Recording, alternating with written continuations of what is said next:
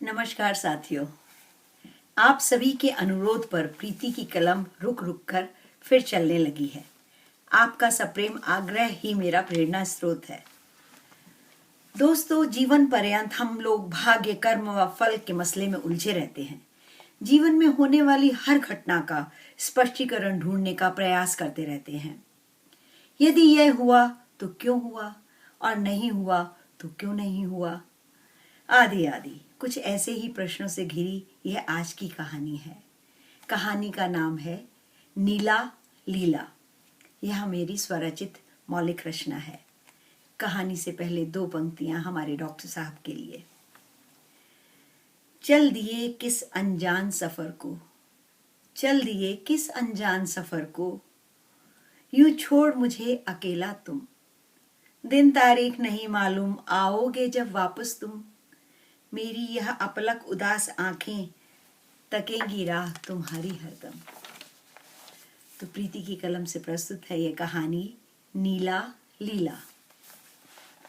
दो जुड़वा कन्याओं के जन्म की खबर व प्रसव के दौरान ही पत्नी की मृत्यु की खबर ने शिरीष बाबू को ऐसा आघात पहुंचाया कि वे वहीं अस्पताल के बरामदे में बेहोश होकर गिर पड़े।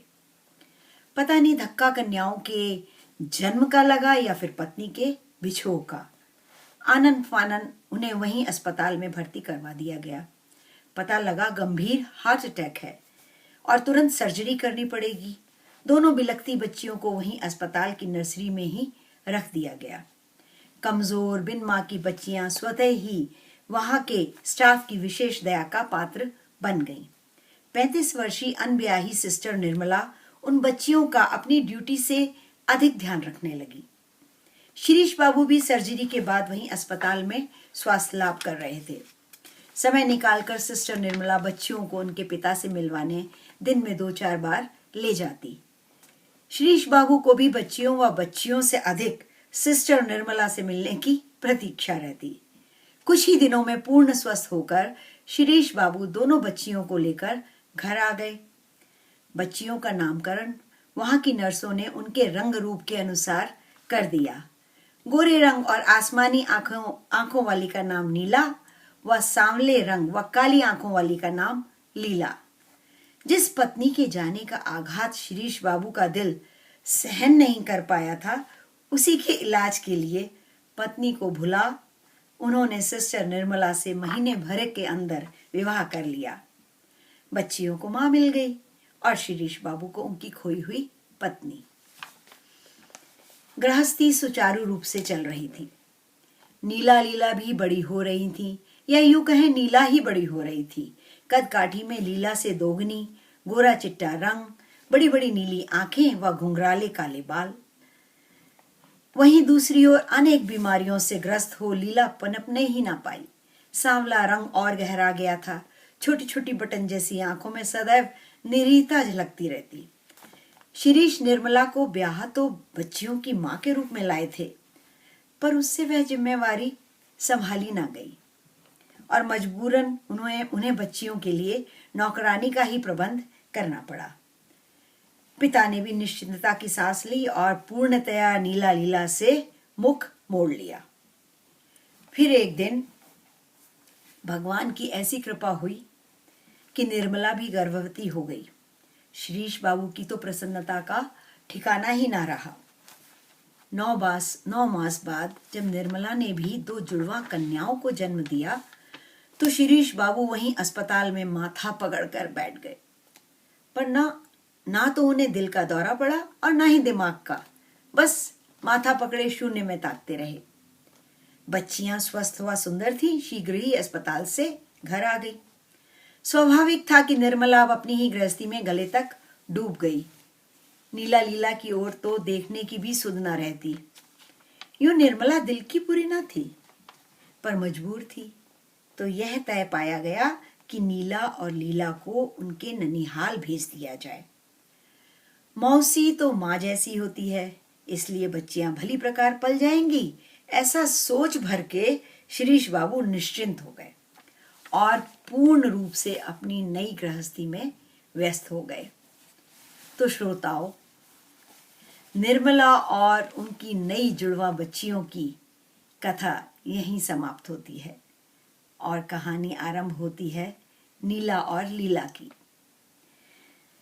अब आप इसे सौभाग्य कहें या दुर्भाग्य, एक ही नक्षत्र राशि में जन्मी दोनों बच्चियां इस प्रकार का अलग अलग स्वरूप व बुद्धि पाएंगी, ऐसा किसी ने ना सोचा था।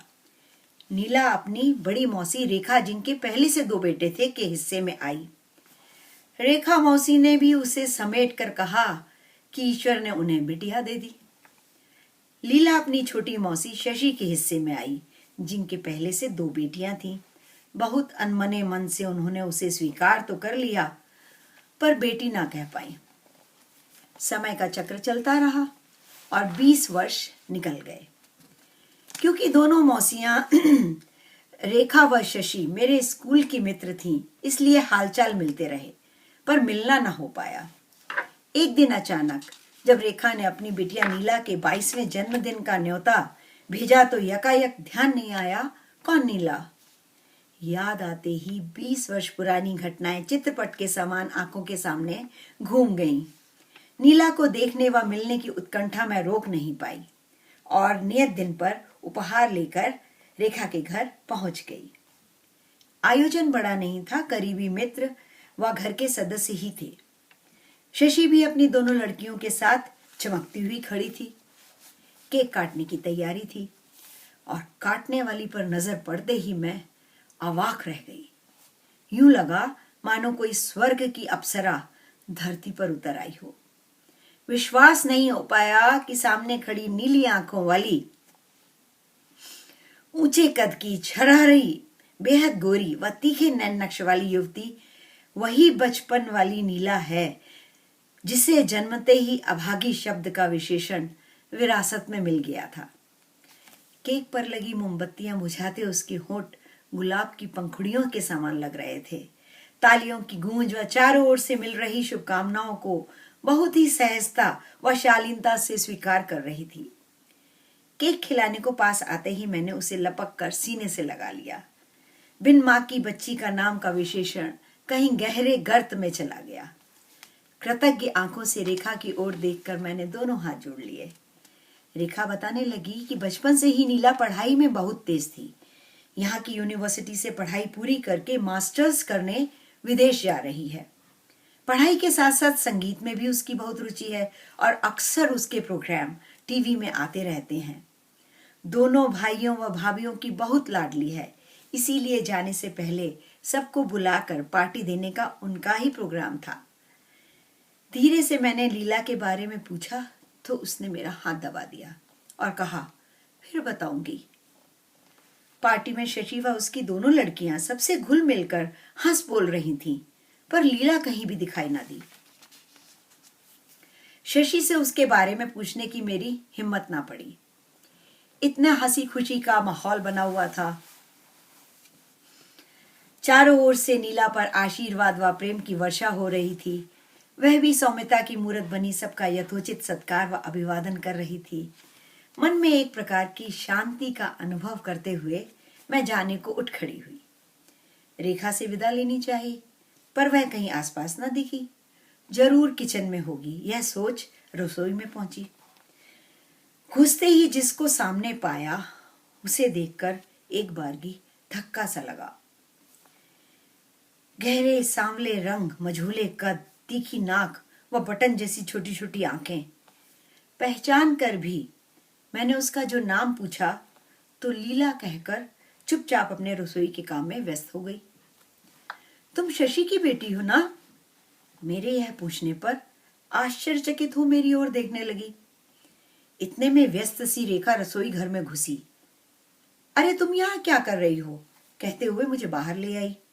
बस तुमसे विदा लेने आई थी, चलती हूं। ठीक है, फिर आना, तब बातें करेंगे। बाहर तक छोड़ने आई रेखा ने जितना कान में संक्षेप में मुझे बताया वही आपको बता देती हूँ। लीला को शशि ने कभी अपनी बेटी नहीं समझा और ना उसकी दोनों लड़कियों ने बहन। शशि के पति अवश्य उस पर दया भाव रखते थे व उन्होंने उसका भी दाखिला एक अच्छे स्कूल में करा दिया, पर दुर्भाग्य ने यहाँ भी उसका साथ न छोड़ा। जब बहुत प्रयत्न करने के बाद भी छठी कक्षा से आगे ना पढ़ पाई तो उन्होंने पढ़ाई छुड़वा दी।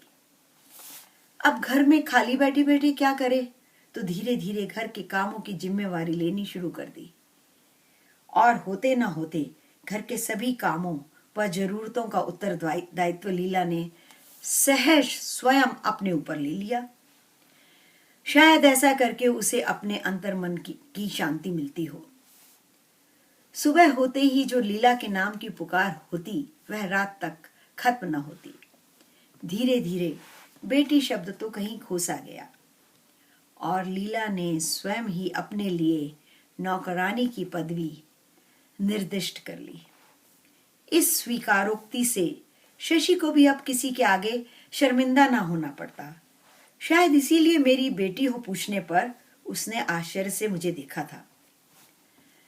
जन्म लेते ही जिसकी मां मर गई वो भला अब किसकी बेटी, ऐसा उसने एक बार रेखा से कहा था। रेखा ने फिर मुझे बताया कि लीला को किसी से कोई शिकायत नहीं है। ईश्वर का जो निर्णय था उसने सहर्ष स्वीकार कर लिया। वह चुपचाप अपने काम में लगी रहती और सबसे बड़ी बात कि खुश रहती है। तुम भी अधिक मत सोचना उसके बारे में। ठीक है, कहकर मैंने विदा ली और भगवान की इस लीला पर विचार करते हुए घर के लिए रवाना हो गई। तो साथियों, अब आप ही बताएं, ऐसा क्यों? एक ही घर में एक ही समय में जन्मे दो बच्चों का भाग्य इतना विपरीत क्यों? क्या वास्तव में नीला भाग्यशाली व लीला भाग्यहीन कहलाएगी? मेरा जवाब तो ना में है। रंग, रूप, धन, विद्या, इनसे कोई भाग्यशाली या भाग्यहीन नहीं होता। यदि मन में संतोष है तो वह व्यक्ति सबसे अधिक भाग्यशाली है।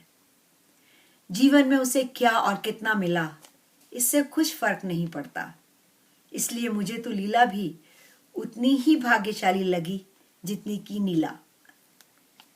आप भी अपना जवाब स्वयं तलाशें और मुझे अवश्य बताएं। कहानी सुनने के लिए बहुत बहुत धन्यवाद व नमस्कार।